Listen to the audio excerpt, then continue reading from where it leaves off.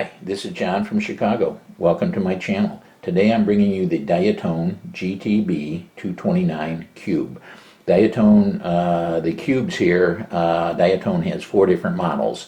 They have the two 3-inch models, which have different motors and kVs, and they have two 2.5-inch models. This is one of the smaller 2.5-inch models. It has the higher kV, it's 10,000 kV. Diatone is noted for their engineering and innovation in the microquad area. They have the fastest 3-inch quad out there right now. It runs on 6S and it could go over 125 miles an hour. The innovation on this quad is great. They came up with a completely new frame design. It's the innovation on that. It uses really narrow carbon for less air resistance on the frame, and yet it's very stiff and lightweight. This frame weighs just over 8 grams, and most reviewers say you cannot break it, but spoiler alert, I ended up breaking it, but I hit it pretty hard. I'd say most people will not be able to break it. Other items that this has going for it, it has the Diatone motors. They're the Mamba motors with the little Cobra on it. The 1103 10,000 kV motors put out more grams of thrust than most of the other motors that are out there. It also uses the new HQ propellers that are a lot stiffer for this size than any of the other props that are out there. Other items that this has going for it is it uses the Runcan Nano 2, which many of your new toothpicks are using. It's the best camera out there currently for this size class. The VTX is the best VTX that is out there. It's the TBS Unified Nano Pro 32. It could put out between 25 and 400 milliwatts using smart audio with your radio. You have to unlock it though, so you're not stuck at 25 milliwatts, and I'll show you how to do that in a minute or so. Other items, the canopy holds up real good. I don't think it's going to break. It has a little flex, but I haven't noticed any jello in the video. So the antenna, or this canopy, is quite good. One of the problems is the antenna that I think a little bit of a design flaw, if there is one, is the antenna is horizontal. For a VTX, you get the best range normally when it's vertical, or you need about a 45-degree tilt on it to get it close to vertical when you're actually racing or flying. The brochures or the ads for this say that it weighs only 45 grams dry weight. Mine weighs 51 grams, so it's 7 grams heavier. I know I might have added a gram or two. I put a strain relief on the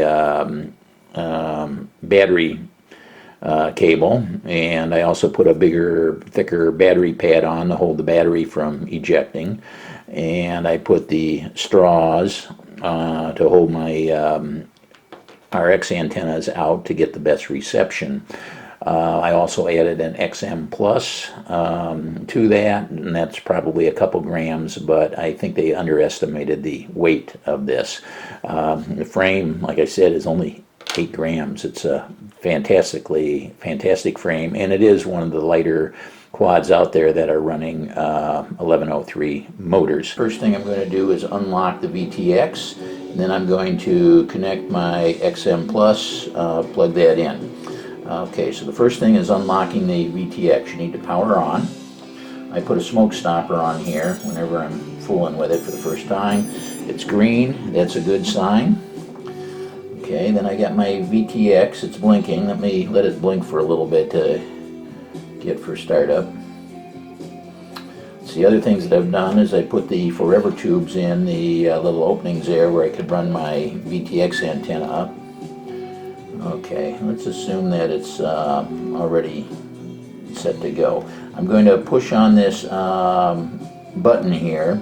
I'm going to push on it twice. I'm going to push down on, or 3 times. I'm going to push the first time for a little over a second, pull off, push down again for a little over a second, pull off, and then I'm going to hold it down for 30 seconds.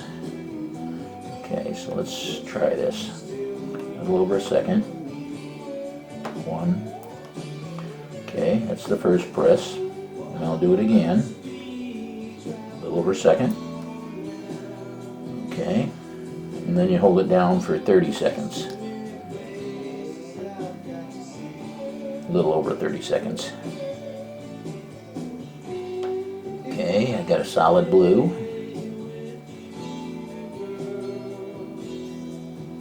It's a blinking blue now.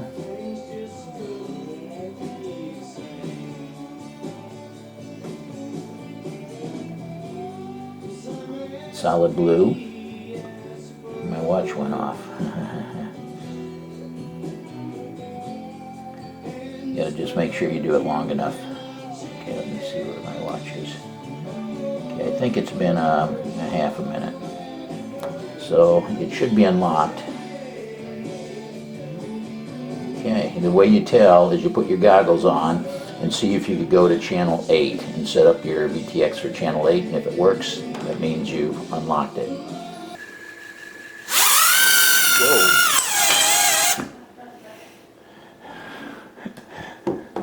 I don't know what that was. Taken off. Let me duct tape this down. The Diatone Cube 229 2S 350 milliamp hour battery. Okay. 323.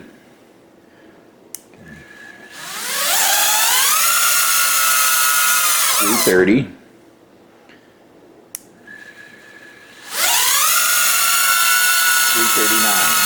Now I'm doing the range test for the Diatone GTB 229. It should be one of the best because of the VTX it has, and the RX is a FR Sky XM Plus with the 2 antennas. So it should make the fence, which is at 300 meters. I'm passing a mailbox right now, which is at 155 meters. And I do hit a tree here. It messed up the reception a little bit, but then it clears up. I think that's from hitting the tree. It must have moved something, the antenna or something. The only thing I could say that would improve it would be if you could put the antenna vertical or go with a circular polarized antenna, but there's 300 meters. Now I'm showing the lap speed testing on the shorter playground track. I flew 2 packs of batteries, and I'm using the quickest consecutive 3 laps, which is 11 seconds for this quad, the Diatone GTB 229. This is about 2/3 of a second slower than the fastest quad, which was my Sailfly X, and it's about 1/3 of a second faster than the Larva X.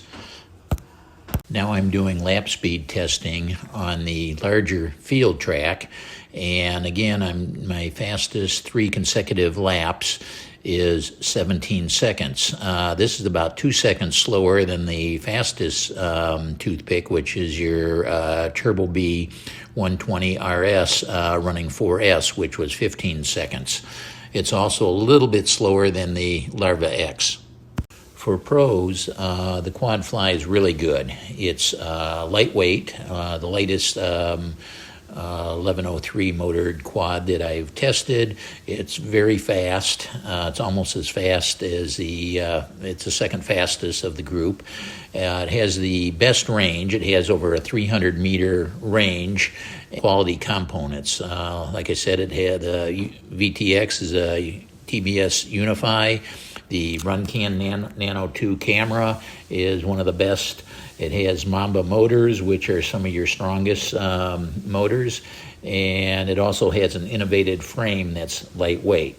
For cons, the cost is $130, which is $30 more than the Larva X, but it's higher quality components. And I did manage to crack the frame, but I think that's highly unusual. Here's a picture of what the frame looked like after it cracked. The Diatone GTB 229 had the highest rating of any of the toothpicks / twigs that I've tested so far. I recommend that you buy one. If you have any questions or comments, please leave those below, and thanks for watching.